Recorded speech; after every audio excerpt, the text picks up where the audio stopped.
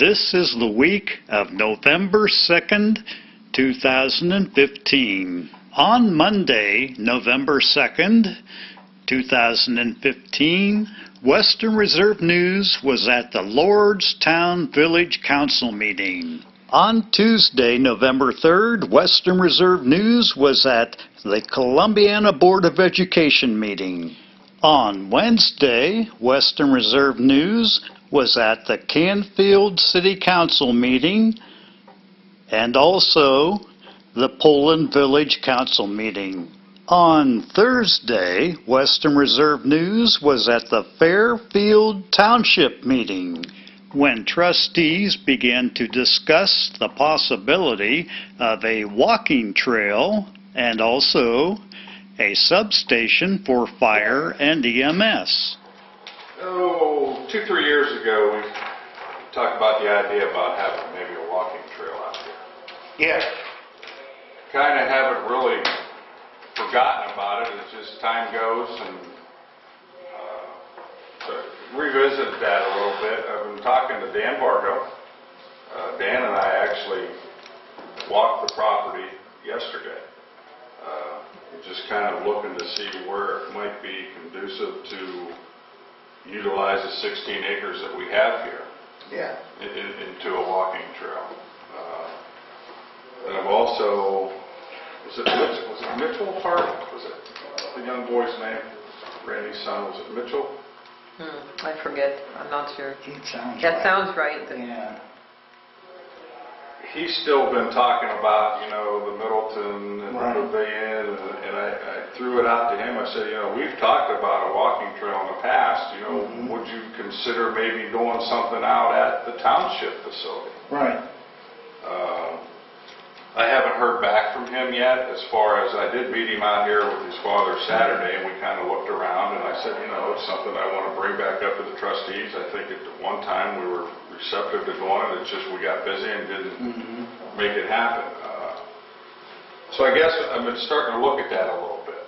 And yeah, it's just some beautiful property down through there. We could walk out around the lake, or down in the woods where they used to when the school was here at one point in time. And, maybe I can go to the Boy Scouts meeting and try to get some interest. It's my understanding they meet on Monday nights down at Methodist Church. Because it would make a nice Eagle project. Right. I'm going to throw something out. What happens with insurance there? Like what? I mean, what liabilities will cover with Yeah, we're okay. That's what Dan and I's thoughts, because Mel was even in when we were talking. We were concerned about the liability of insurance. I felt that Otarma and what we have for property would probably be sufficient. I wasn't sure. Yeah. Then Bob, I know you've thrown out a few different times, about the old home here. What are we going to do with that? Whether we would try to sell it for somebody to relocate it, whether we tear it down. I don't know what We did that our other options are, And then maybe we could make a parking lot here for the trail to keep the people from being around the equipment through the daytime. Right. Just kind of thinking out loud here, I guess. Well, we've talked, initially we were going to have a track out front here, walking track, 1 mile, but everyone was walking up at Crestview. So we didn't want to reinvent the wheel. And then we talked about, because Vargo was involved with that several years ago, about a walking trail and that. I think that would be nice to do that. And we do have additional parking. The house next door, personally, I would like to sell it if we could, because it's a well-built house. If somebody could move it, it would be great.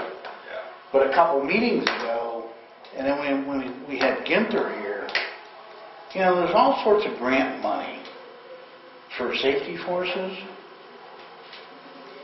I would love to put a little substation next door, fire station, and get the 3 fire departments involved with it. We got a well over there, we got septic over there, and it wouldn't have to be anything complicated, because like the trailer, the foam trailer that you were talking about, if we had like a 3-bay, they make these prefab things, steel buildings and whatever, put like 3 bays in there, And we could store equipment in there, if they want to store a truck in there, because this is the center of the township. Well, and you're right, and we've had those discussions before. Yeah. And I think it's, something that we could definitely look at, Bob, because. And I don't think we'd have to, I think there's grant money out there to do that. And let the 3 fire departments work out how they want to, maybe they want to run an ambulance out of it. Right. For the facility department. Because Columbiana's talked about, they want to build a fire station out there towards the industrial park. But that hasn't come to be. Eventually it probably will be, but why not have a little substation here for all 3 departments? I just think that would be, we'd be providing a better response. And if we could advertise that house even for one, for sale for removal, we would at least have a little bit of a stipend to some seed money to start looking Right. at. And I know it's getting into a tough time of year for somebody going to want to buy a house and move a house now, but maybe in the spring it's something we should look at long Right. apart, is advertising that thing and maybe start moving. Because I think if we had, that money was bought with fire levy money, Yep.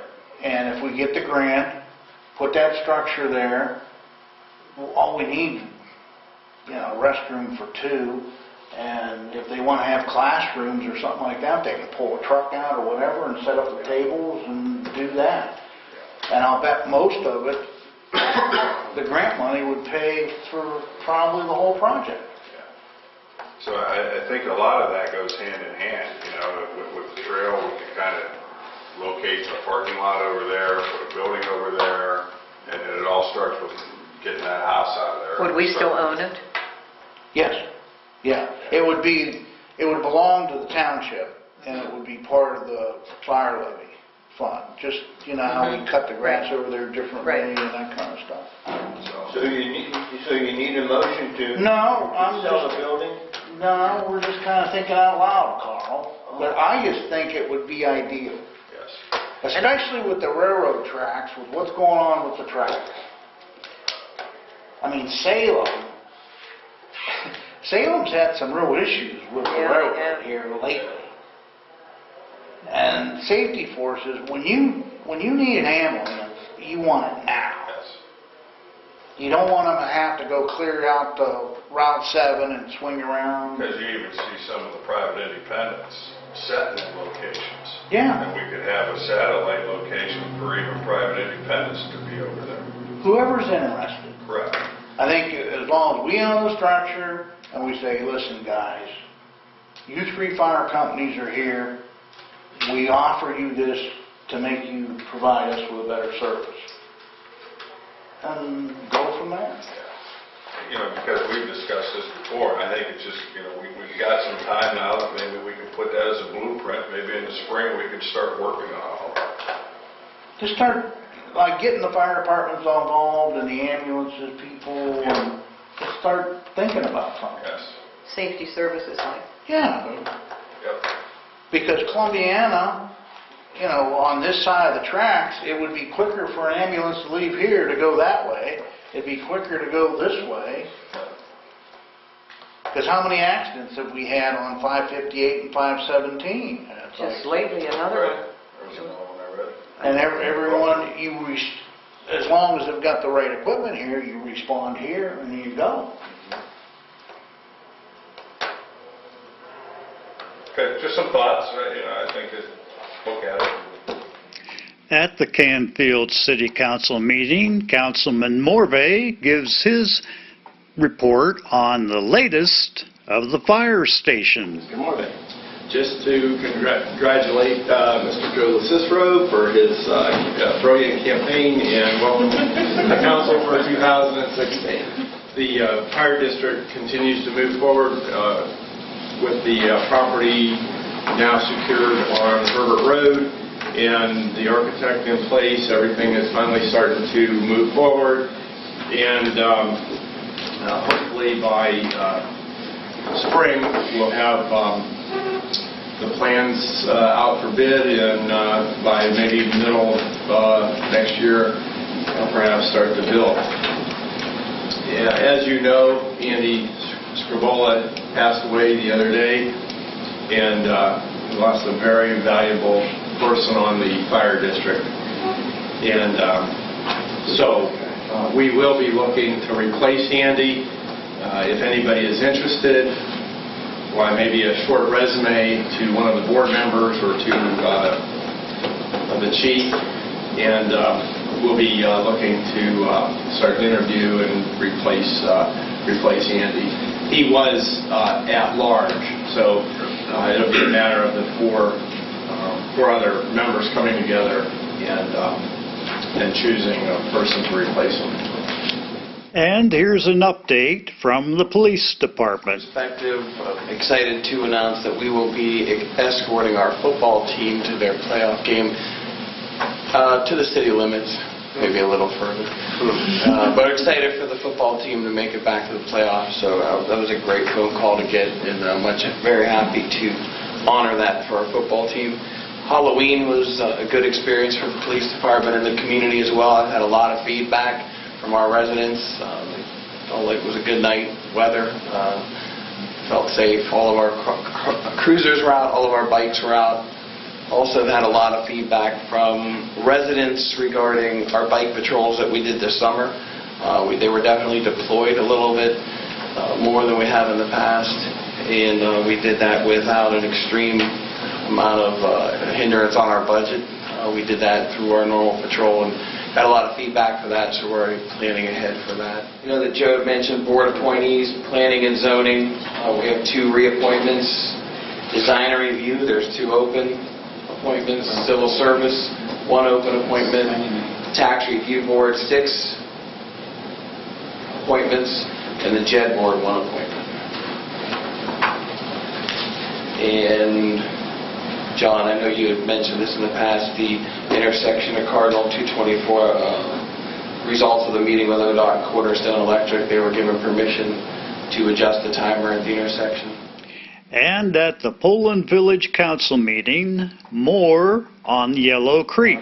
I asked Gary to come in last time after we had talked about the water conditions in Yellow Creek, and sort of to give us an update of what had been done, what his synopsis of the problems in the woods were, if there's anyone that that's caused a problem, what we can do going forward. So yeah, didn't boardroom But I mean, you can't pinpoint that sewer as the reason why there's no, it's probably the bacteria there. I mean, it could be, it could be a lot of things. Septic tanks could be Audubon. They're everywhere. Yeah, even in town, there's septic tanks. Okay, and then here was a test that was taken on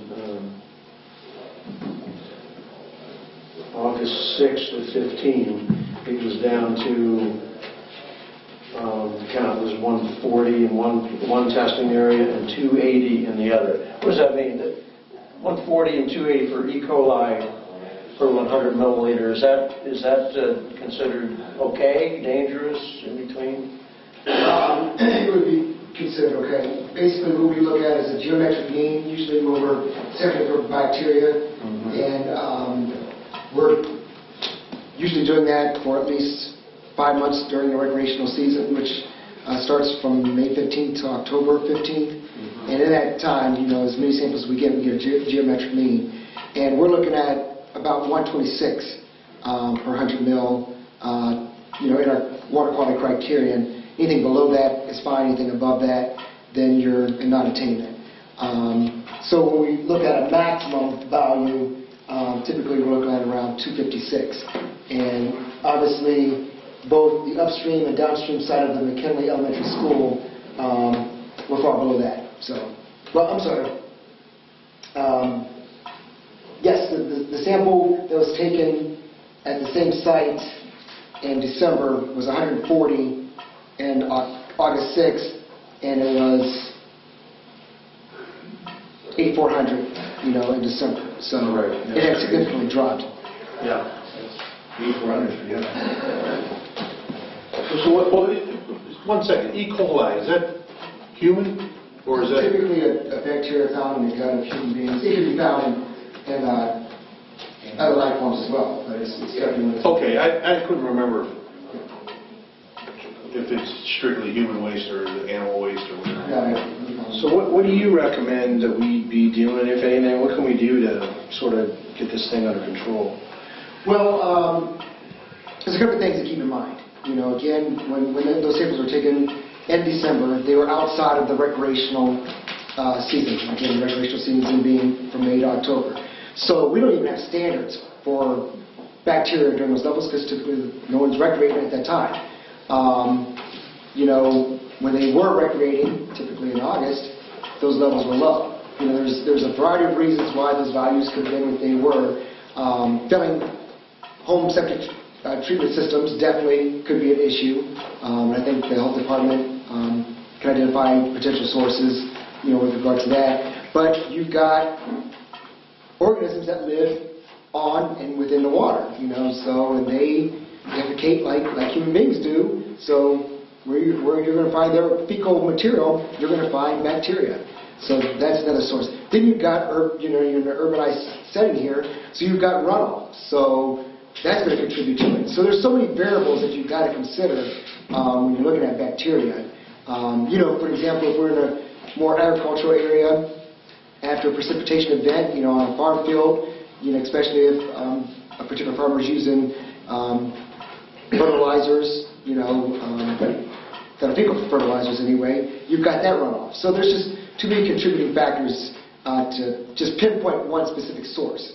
But if the failing home systems here are in compliance, you eliminate that, you're going to never eliminate geese and ducks and things like that, so that's just something you have to deal with. Urbanized runoff, with people not picking up their animal waste in their yards, and that's just education. There's definitely an education component that, because we all, as a whole, contribute to pollutants into our stream on a watershed scale. We all do. It's not industry, it's not farmers, it's all of us. So once we're all educated on what we do, we can take our part to minimize it. Goose pooped upstream from there 5 minutes before I got there. Yeah. There's just too many variables you've got to look at to consider to say, that's what that stream is, reaching all the time. That's not the case, as you can tell, because back in August when it was sampled, those values weren't there. If it was that high, it would be that high. It's a probability thing. You would just have to have many samples. Yes, you have to have a lot of samples. Yeah, to really narrow it down. Right. Okay, and nobody can afford doing all that. It's just, like the more samples you get, then the more you can look at the data and see where there's, things that are irregular, you can throw them out, and, these are the ones you keep, that kind of thing. But there's a lot of variables. How high does it have to get before you start putting the warning sign down?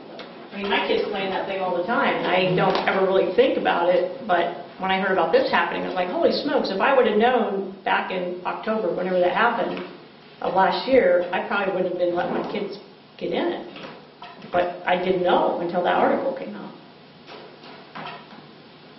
I mean, you said, you're right, it is a risk you take playing in the river, but if somebody had told me that, hey, there's a potential that your kid could get sick from being in this river, I probably would have said, no, don't go in it. I guess if the samples would have been consistently high, Yeah. Right. then... Yeah, but he's just saying that they don't have enough people to sample it all the time. You said you did it in 2011, and they were pretty high.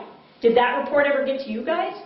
Did you ever know that they were high in 2011? I would imagine not. Or when they did that Yellow Creek watershed program that Stephanie worked on, they probably had all that data in there, but we never saw that until it was all done. Yeah, so, I mean, it's the lag time. They just didn't alarm anybody. You don't want to alarm people, but yeah, I'd like to know if the creek running behind my house is contaminated with something. Again, contamination is a Pretty strong word. pretty strong word, and I say that and not to belittle the situation, but again, a lot of it's naturally occurring. Yeah. We do contribute a lot to the watershed, no ifs, ands, or buts about that. But even without, anthropogenic causes, you're going to have bacteria in the water. Yeah. Because again, there's animals in the water, and they defecate. So without any human impact, there's going to be bacterial counts that are exceeding these values naturally in some areas. So it's all about perspective. Yeah, I always learned that everything's contaminated. It's just how bad is it polluted. Okay, but what's the safe point? What are we looking at? The nuclear point. Where above this, it gets bad. It gets dangerous. Well, give me a figure. Again, as I stated earlier, 126. I can't hear you. 126. 126 is the water quality criteria, when you're looking at the geometric mean. Yeah, that's kind So of... if it's 400, is that alarming or is that not? 256 I'm sorry? If your 126 is your benchmark, if it's like 300 to 400, is that enough to scare you, or you wouldn't care till it's 1,000 or 2,000? Once you go over that. It's up to the thousands, you know, you want to, again, hopefully identify those causes and sources on why those bacteria counts are getting that high, because typically something should, you know, there should be something that's pointing to that, you know.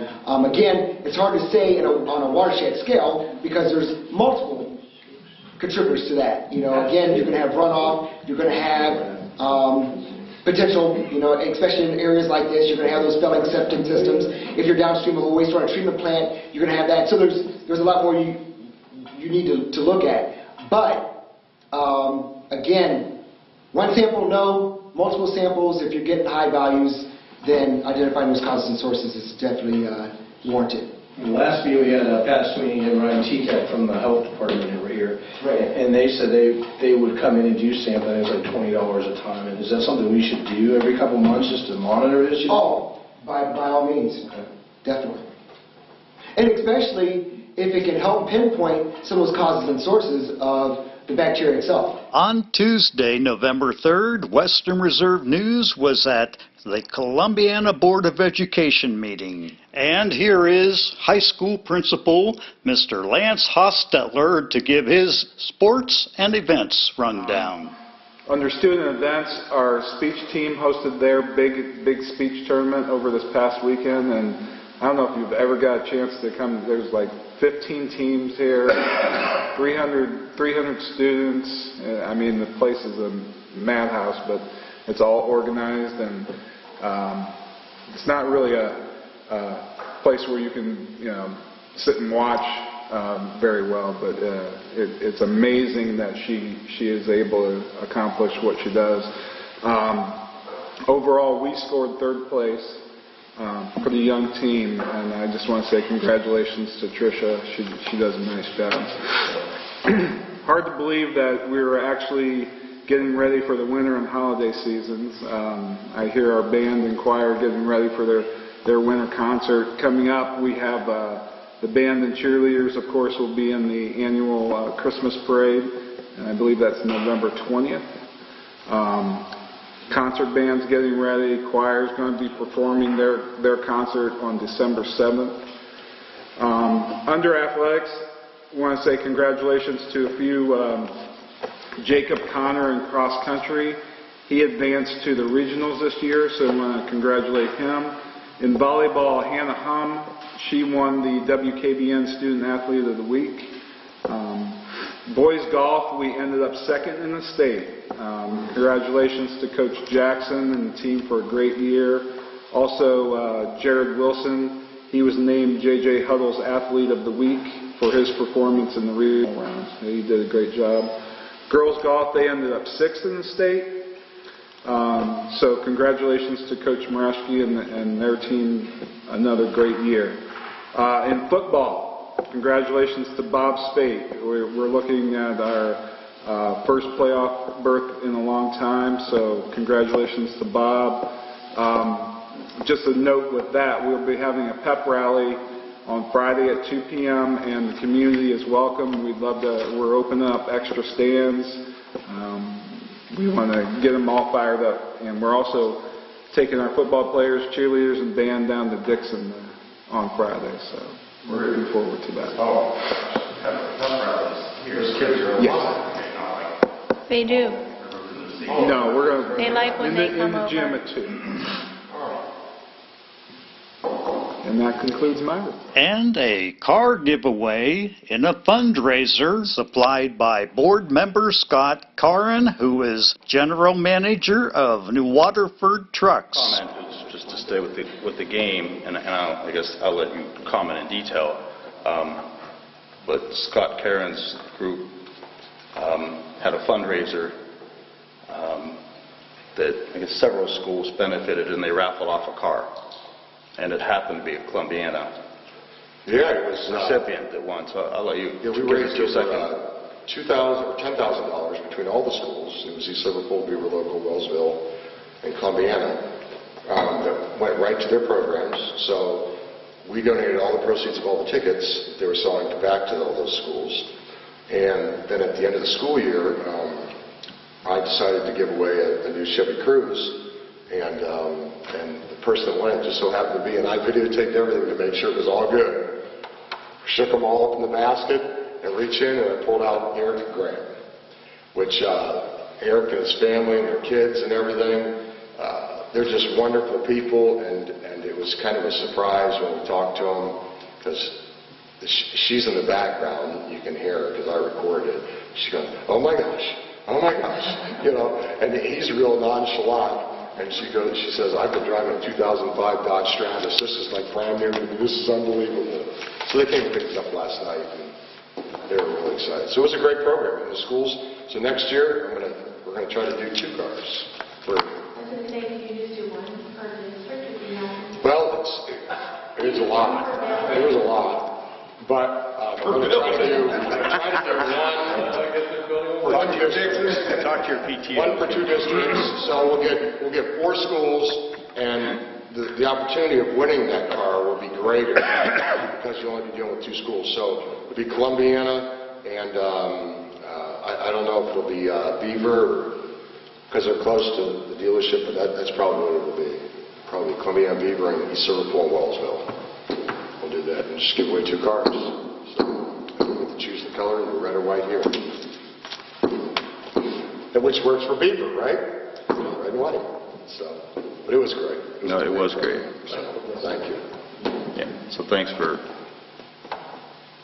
your group offering up the donations. Yeah, it was good. On Monday, November 2nd, 2015, Western Reserve News was at the Lordstown Village Council meeting. And here's the mayor's report. Mayor's report, I do have one appointment for Chief Wilhelm to the police department for part-time dispatcher.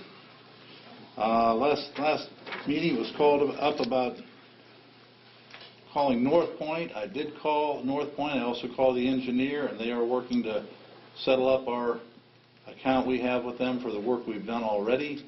North Point has not returned the call. I've called that twice, but I did talk to the engineer, Mr. Neff, and he says that he will do what he can to get that corrected. I would like to remind everybody to vote tomorrow. And also I got a call from Mrs. Jones today about Kunkel. And I got a letter back which I emailed to everybody here. Greetings, Mayor Hill. Eastgate Community College is following up with the Ohio Board of Higher Education, who have the first draft of the joint use agreement from us. As soon as we hear back from Mr. Bassbull, I will contact you. Hopefully this process will not take much longer. Thank you, Jim Baker. So that's where we're at with the Kunkel bill. And that's it for the mayor's report. With the yes vote narrowly passing, Lordstown may yet have a senior bus. I'm just one person, and I would like to put the motion out there that Lordstown Village Council vote on whether they want to continue so that the Transportation Committee can make a decision on whether they need to have Dale or somebody start looking for state grants or state bids on buses or something, because we're coming into the end of the year. And I did say this in the last council meeting, and I think the one before, that I had said this clear back in the middle of the year, that if our finances were good at the end of the year, I would support this bus and our smart board on the wall behind us. So I'd like to make a motion that we vote tonight so that council, the Transportation Committee knows what council's feelings are, continuing the bus program or not. Everybody heard the motion by Mr. Mansell. Is there a second to that motion? I'll second it. Second by Mr. Radka. Comments or questions on the motion? Mr. Blank, could I have roll call, please? Yes, I have a question. Yes. When you refer to a bus, John, what exactly type of bus are you referring to? Well, that I don't know, Bob. I mean, to me, I would like to see a bus similar to what we've got, because with elderly people, an aisle is a nice way for them to get to the back seats. I don't know what the new vans are like or what's out there. I don't either. See, and I know I have a hard time. Our church has a van, and I cannot get to the back seat and I'm not as old as some of these people that are riding the bus. So, I mean, that's something that we would still have to look into, see what's out there. But I just think we can still afford to have a bus here. And like I said, Bob, if we was to promote the program, we have Scope up there. I know that Scope program has a lot of people, and they're our seniors. And we have, you know, I just think that I can't tell you what I'm supporting a bus right now, whether it be a van or a bus. I would like to see a bus. Yeah, I just thought it was a little vague and... Yeah, I would like to see a bus. What you're talking about. Personally, I'd like to see a bus. But at this point, you're just requesting Do we want to stay vehicle. in the transportation for our seniors? Right. Yes. Any comments or other comments or questions? Bill, we could have roll call, please. Mr. Shaley? Yes. Mr. Radka? Yes. Mrs. Jones? No. Mr. Mansell? Yes. Mr. Bond? No. Okay, 3-2, motion carries.